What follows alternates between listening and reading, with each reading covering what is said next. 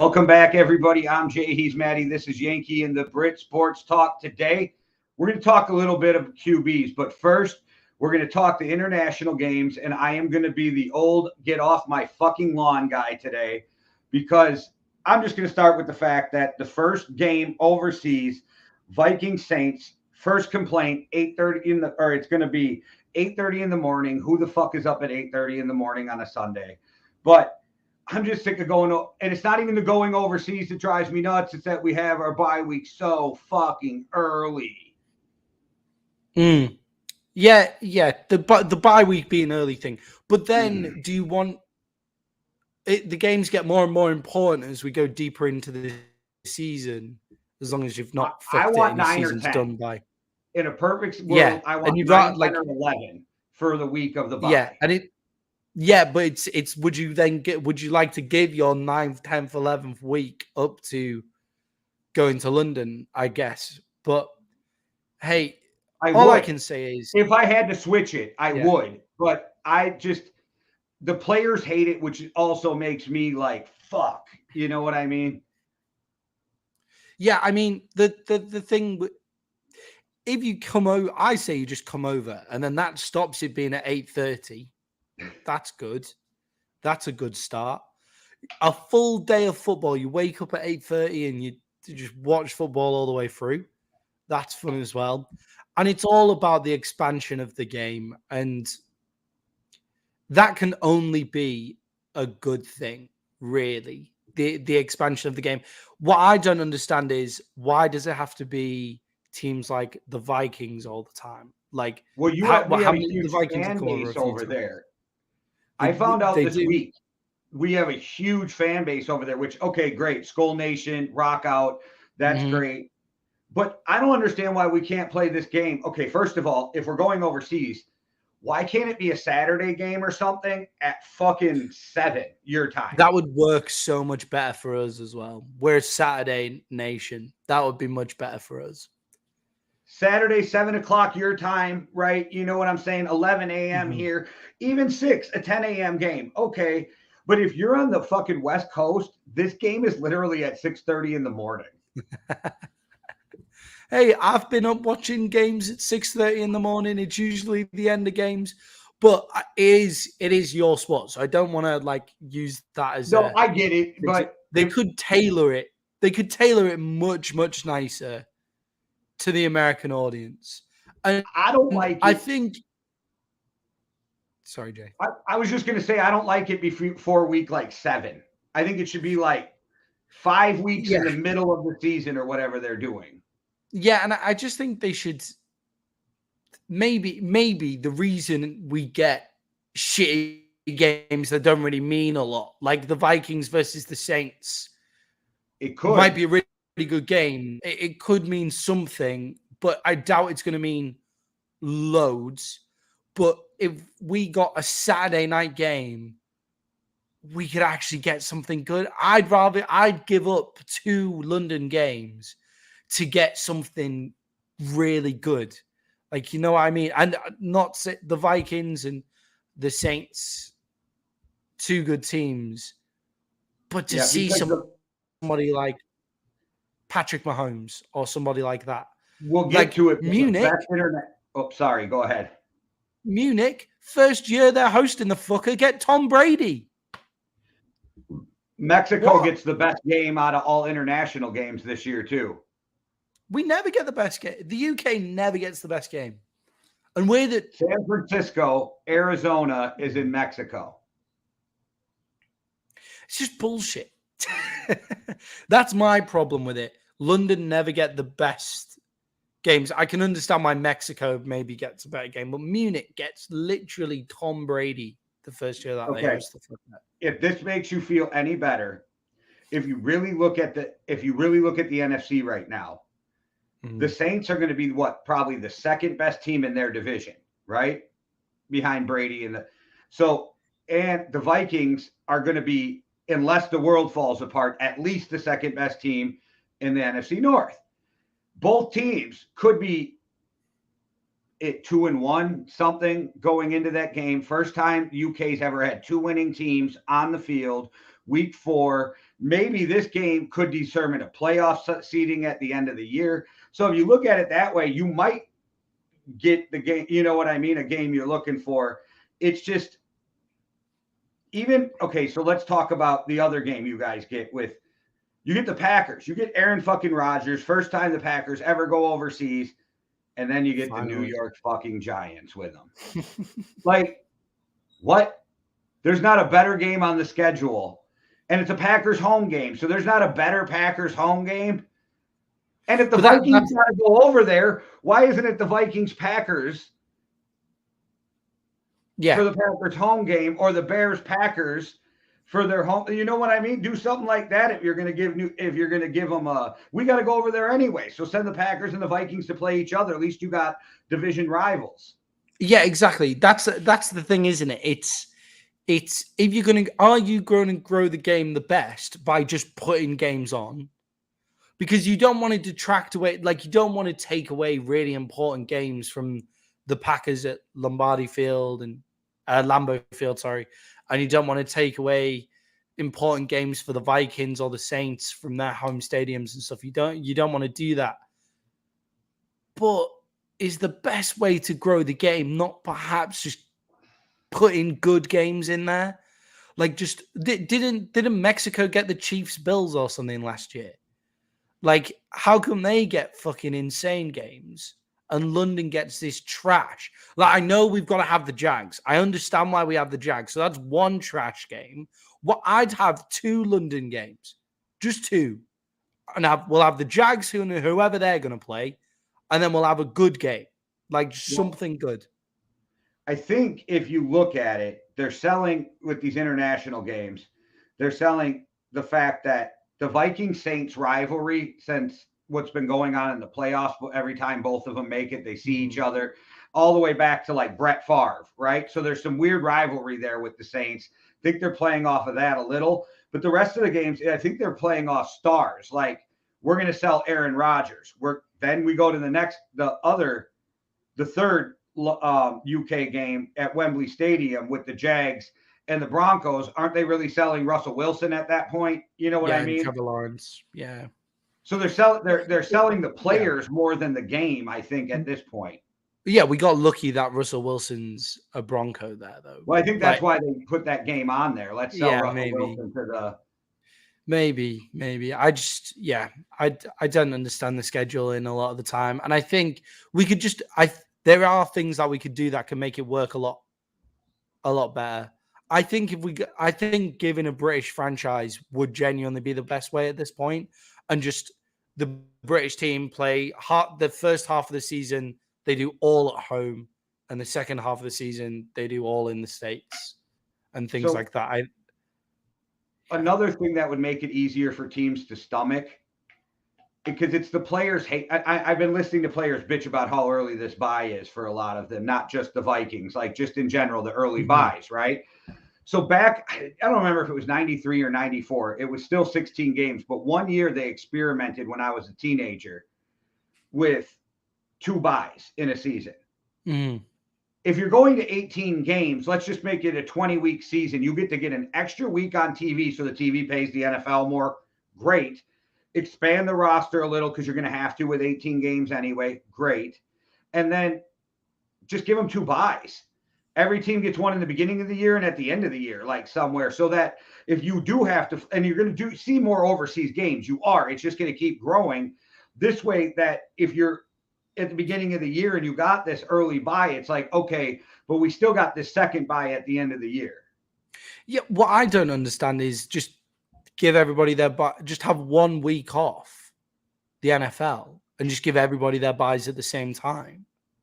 They're never going to let a week go by without games. They can. I don't want to get one extra week on make money on the TV numbers by having split it up, because then it's always consistent. So for the NFL's sake, that's why I said put an extra bye. That's 20 weeks of games instead of 19, which you have, or set. We have 18 right now. They're going to 18 games. It's already in the CBA. It's just if it's next year or the year after.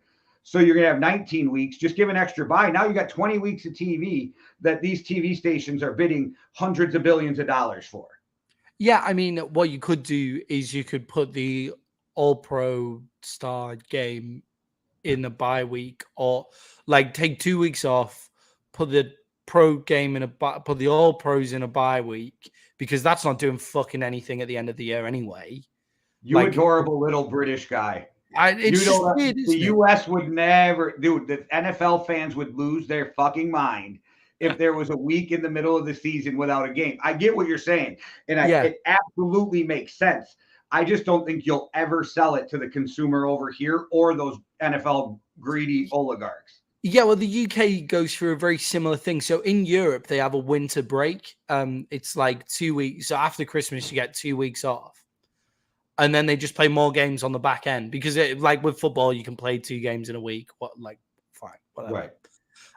But in the UK, we don't do that. We actually play the most games in that point. You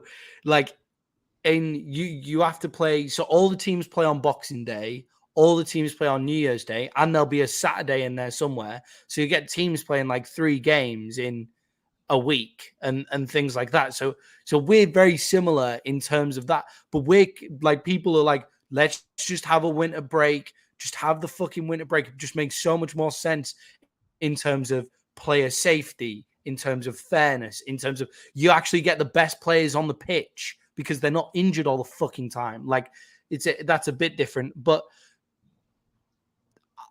I don't see the problem. Or what's one of the most fun times of the year is free agency, drafts, all of that kind of stuff. Why not just have 2 weeks or like one week of bye weeks where you just reopen the free agency market for a while? Like that'd just be insane. 1 week of just absolutely insane free agency in the middle of the season. Yeah, I think if you can get the owners more money, you can get the players another buy. I think that's the only way, though, that the owners concede to something like that. So we'll see. But before we move on to Brady Mania in Germany, here's a word from the Yankee and the Brit station. What's up, everybody? It's your boy Jay from Yankee and the Brit telling you to come over and check out our shows. The Yankee and the Brit Sports Talk, Well Beyond the Arc, the Markout Podcast, Flagrant and Foul, Real Talk with Jay, and MMA Underground Weekly at YouTube/The Yankee and the Brit. Deuces. There you go, guys. Go check it all out. Yeah, how good are the Canadian and Buddy at MMA Underground, by the way? They make us look like shit. Like, yeah, I instant upgrade. Yeah. Instant, it was very nice to have Free Smoke and Monkey on that first show with those guys. Free Smoke's always a good time, and I've Facebook friends with Monkey for a while and interacted with him, but this was the first time to watch him on video, like get to express everything, and I thought that was great, man, because he's in it for the same reason and Buddy V's in it. Like, I mean, they got different end goals, right? Because one wants to be a professional fighter, one doesn't, but they're all about like making the best out of your platform, doing everything you can to grow your brand. So I really enjoyed listening to them talk. Yeah, definitely. And it's just them two just play off each other well. And, you know, it's nice to hear from actual fighters in MMA Underground. And also gives us loads more time to do research for the stuff that we're actually really fucking good at, which is American football. So, quarterbacks. Brady Mania in Germany.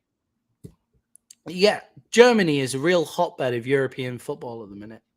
It's a huge NFL. Like I learned it starting with you, and then now watching more stuff with the German game. It's fucking huge in Germany. Yeah, they fucking love it. And there's a few German players in the league. Reinmann from Austria, obviously a German-speaking nation, taken in the draft as well. Also, a Scottish guy drafted in the draft as well, by the way, just to remind you, Lodger or something like that. Yeah, 2 Brits in the draft, wasn't there? 2 Scottish guys in the draft. 2 Scottish guys. The Scots are just the best at this kind of shit, you know. But yeah, they're just mad for it. They're absolutely crazy for it. And it's about time they get their own game. And Munich and the Allianz Arena is an awesome stadium. And I mean, they've got Tom Brady to go watch, haven't they? Did the NFL pick a game that Brady can just put a beat down on the Seahawks, didn't they? I really believe they were like, lambs to the slaughter. Let's have Brady have a huge game. Brady mania. This is again why looking at this list, and it didn't dawn on me till we started talking. They're selling quarterbacks. They're selling players more than they're selling. And then even if you go to the Saints and Vikings, it might not be the quarterbacks, but you can definitely sell Kamara and Cook and JJ. And you know what I mean? So they're selling players right now more than they are matchups. Yeah, they're selling 500-yard games with 6 touchdowns for Tom Brady in the Allianz Arena for Germany's first game. That's what they're selling. Who the fuck wouldn't want to see that? And honestly, German sports atmospheres is something else as well. If anybody's seen any German football, it's just absolutely incredible. Loads of fun. And I expect them to put on a show. And I'm going to see what I can do about getting tickets to get there. How far are you? Like a 3-hour flight. I'm going to Munich in September, so I may as well just go back again. Yeah, I bought this. Hey, everybody in the US, I've got a great idea for you.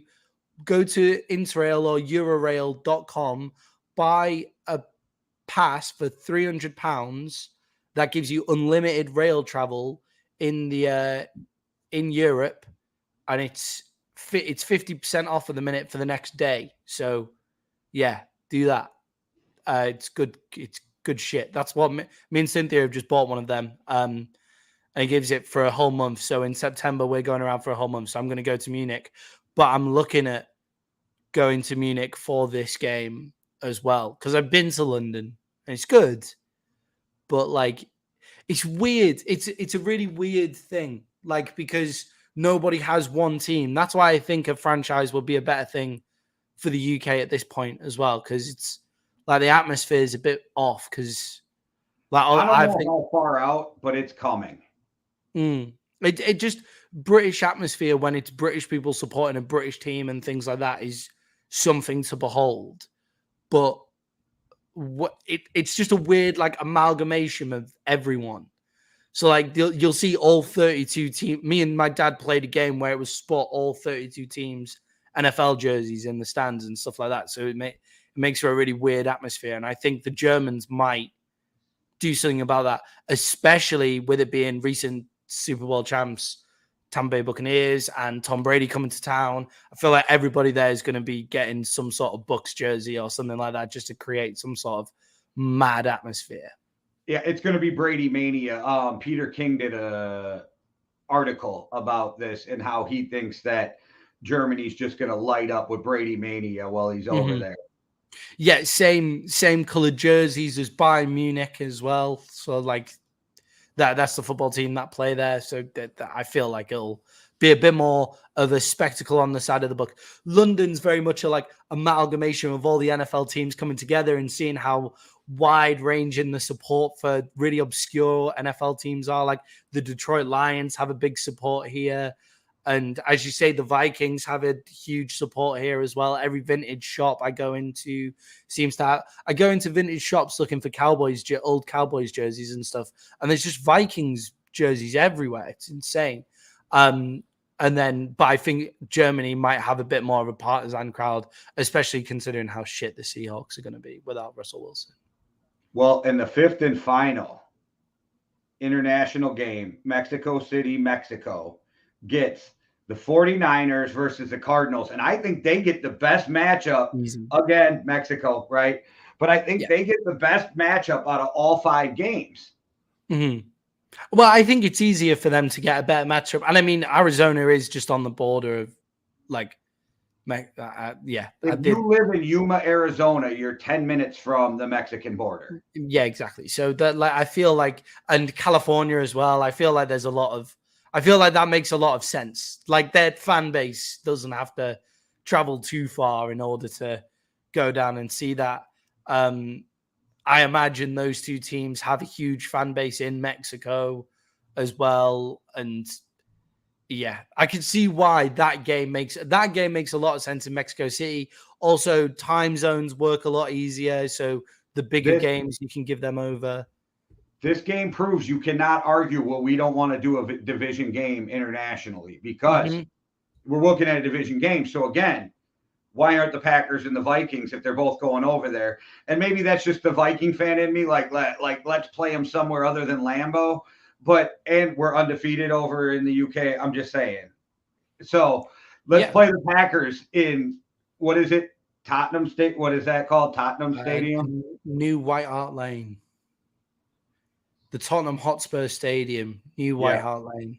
Yeah. Okay. They just put that's an incredible stadium, by the way. That is a beautiful thing. Now, is that the one that's owned by Shad Khan? Yeah.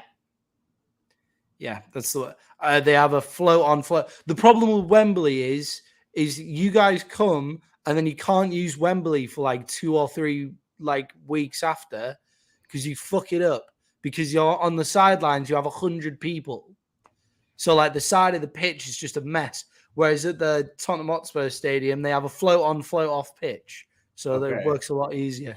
It's genius. My dad's an engineer and he loves that place. Thinks it's fucking brilliant. He hates Wembley because the Wembley Arch has no structural integrity to the building.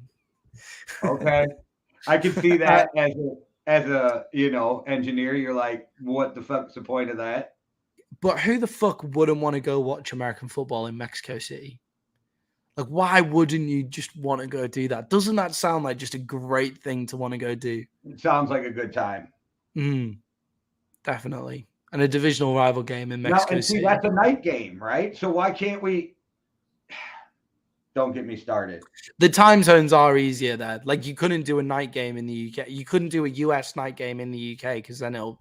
No, but you could do a UK night game, which would be 10, 11 or morning for us. Yeah. Which would be great for both sides. Do you know what I mean?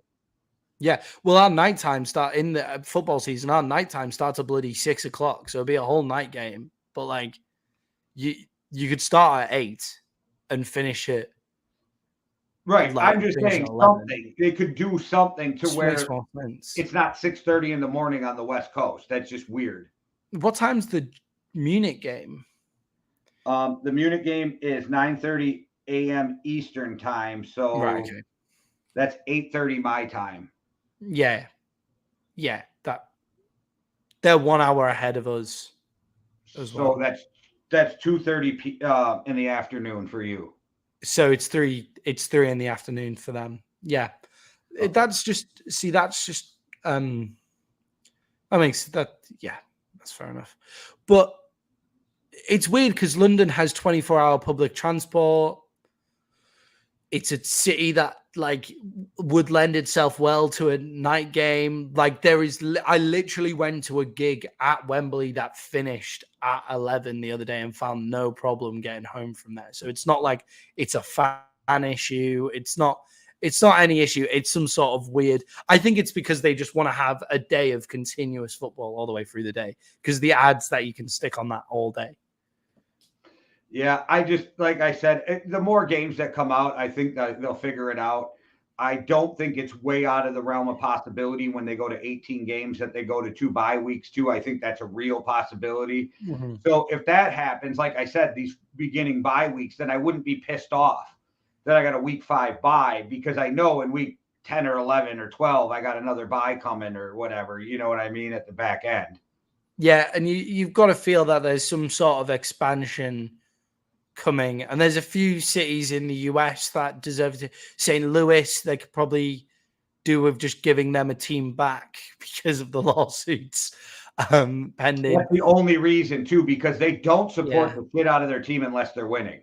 Yeah, like maybe like an Austin, Texas, got like a third team in Texas or something. Well, I think you would end up San Antonio, but that's only 40 minutes difference. They're right next to each other, so yeah. Yeah, that kind of stuff. And then it goes London, Mexico City. Give the Germans one. Fucking give the Germans the first one if you want to do a one in Europe, because they're the ones with the league. They're the ones with the most players. The European League is basically 80% German teams as well. They have the infrastructure in terms of stadiums to be able to do it. I would give it to either London or Germany if you wanted a European team. I don't know why, but at some point I think the Jags are going to be in London. That's the one that makes sense, isn't it? If you're going to make an expansion team, then it becomes an argument between London, Munich, Frankfurt, whatever.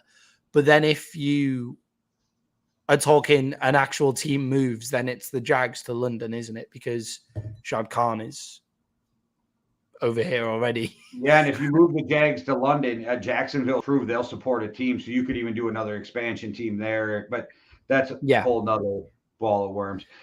So, Maddie, before we get out of here, we got to talk some quarterbacks. Yeah. We're going to talk some Jimmy G too, but I think the Cleveland Browns are doing such a scumbag move to Baker Mayfield. I have not seen some dirty shit like this in a while.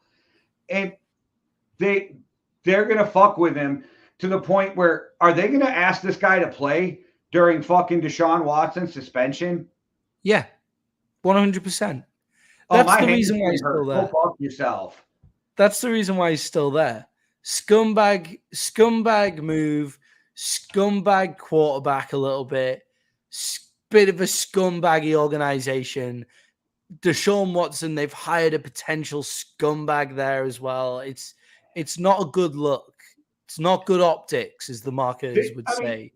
I get he's under contract and this is all this, but they're still human beings and you're fucking with this dude. And okay, so the best thing Baker could do if they ask him to do that is shut the fuck up, go in there, win a bunch of games, and make them look stupid, right? But if I'm Baker and I've already talked about that I have a level of petty to me, fuck you, my hamstring hurts, I'm not playing. Well, that's what Baker's going to do, isn't it? Because Baker has the maddest level of petty to him as well. It's not like Baker's an angel in all of this, but you got to feel for the guy. I think he's getting a bad rap because he didn't say anything crazy and he didn't say anything that the rest of us haven't already said about him. Yeah. But people are like, oh, he shouldn't have said that. Well, you want athletes to tell the truth until they tell the truth, and then it's a problem. Yeah, you've got a feel for the guy because you have this feeling that he'd be a quarterback somewhere now if he didn't cost how much it would cost to trade him. Like what is he going? He's guaranteed 19 million if they trade him. So if they cut him, then you think, how good would Baker Mayfield be for the Detroit Lions? Like, how much does he fit that kind of mold? Yeah. They still owe him $18.8 million. Yeah, exactly. So he's going to get paid, and then he can take the pay cut to go to another team. Like, the dude is going to be on another team if they cut him. And it's the Detroit Lions would love Baker Mayfield. I truly believe they would love Baker Mayfield if they didn't have to pay $19 million and Jared Goff's salary. So then their QB room is very expensive for the quality of QB that they've got in there. So I would feel like that would be a good fit for him. Yeah, Carolina would probably have him right now if they weren't paying a million other quarterbacks. I never agree with Mike Florio. Fake ass Vikings fan, Mike Florio. I never agree with, except we said it from the beginning. Dan Campbell, Baker Mayfield seem like a marriage made in heaven.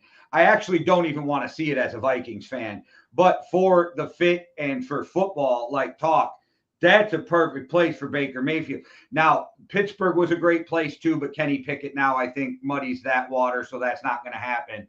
But like, I can't think of a better marriage of a coach and a quarterback. They both have a chip on their shoulder. Dan Campbell will be like, all right, man, come on in, man. We're going to love you, man. And you know what I mean? Is Dan Campbellisms. And I think him and Baker would thrive together. And I don't know who's calling the plays this year in Detroit, but I think it should be Campbell because that team turned the fuck around when he started calling the offensive plays last year. Mm-hmm. When they just went, just fucking run straight. Like, don't do anything complex. Just fucking attack. That is what the Detroit Lions should be doing. I've just had an idea. Malik Willis falls to whatever rounds he ends up getting taken in. The third. Okay. That's a long fall for a guy with the upside of Malik Willis. I think it just shows how much the NFL hated these QBs. Why don't the Browns get rid of Baker? Because he's not going to, it's Baker being Baker, and he's got an unfair rep in terms of how bad it is, but you know that there's no smoke without fire. Like, I can't imagine he's not petty and stuff like that. Why not just play Malik Willis and see what happens in Deshaun Watson's suspension? Why not draft Malik Willis, play Malik Willis, see what happens? Or Sam Howell or Matt Corral or just why'd you sign like Jacoby Brissett? Because he's a good backup. So why are you playing the game with Baker Mayfield? And you signed Dobbs. So, like, you don't have any room in your quarterback room anyway. So you're playing some game because you don't want to look, you feel like you're going to look stupid if you take too little for Baker. You already look stupid with the game you're playing. So just cut Baker and let him go. Nobody's going to give anything for Baker. Nobody's that desperate for Baker Mayfield that they can't wait a year. There is no team that is desperate enough for Baker Mayfield. Like, it's not, Baker Mayfield is not going to go into a team and make them a Super Bowl contender. So nobody's that desperate for him where they can't just wait a year. Yeah, I don't know. And then on the other hand, you have Jimmy G, which if the 49ers play this right, they can do him so dirty. So once he gets cleared to play, 0 of his money is guaranteed. 0. Yeah. So that means as long as they cut him before week 1, they don't have to pay him shit. They can come to him a week before the season starts and go, look, we're going to go with Trey Lance and we want you to take $8 million or we're going to cut you. And where the fuck is he going to get more money a week before the season starts? He's not going to be able to learn a system. And so they're going to have him by the balls and he's going to have to take this huge pay cut to back up a second-year kid. It could be really ugly in San Francisco too. Yeah. The flip side to that is, though, they realized that they fucked up moving up that far for Trey Lance and they still can't play him yet. And the petty in me, if I'm Jimmy G, says, fuck you, trade me. Yeah. And I'll, like, fuck you, trade me, or fuck you, cut me. Like, right. Fine. Like, fucking cut me. I'll find somewhere. Like, I'll sit a bench for $4 or $5 million for 1 year. Not even so much sit the bench, but take a cut, go in, have to learn a system. So you're going to have to sit a couple weeks if they cut you right before week 1. But if I'm Jimmy, I'll go do that. And I won't sign a long-term deal with another team. And I'll hit free agency coming off of next year and get paid at the beginning. Yeah, I'll back up for Mac Jones in New England. Like, that kind of thing. That'd be a nice fit because he's been there before. Or the Commanders fucking realize how shit Carson Wentz is a week before the season and go, yep, let's get Jimmy G in here as well. You know, like, that's not out of the realms of not outside the realms of possibility. Like the Giants, all the NFC East teams could do well, apart from the Cowboys would think about Jimmy G. I doubt the Eagles would really think about it, but they could do. Like, what if he's a free agent, you don't think the Seahawks are calling him? Yeah, the Seahawks. Kenny Pickett's a fucking bust in Pittsburgh. Oh, Jimmy, yeah. Or he's a rookie and not ready. Yeah. You want him to sit in here? Jimmy, come play for a year. Yeah. His tiny hands work in college, but he needs to work on how to do it in the NFL. I'm not bothered about tiny hands in evaluation. Like, if you know how to throw a football, doesn't matter what. I don't think the argument comes in on throwing the football. I think the argument for tiny hands is when defensive ends come around swiping at the ball. Yeah. I think it's more of a fumble thing than a throwing thing.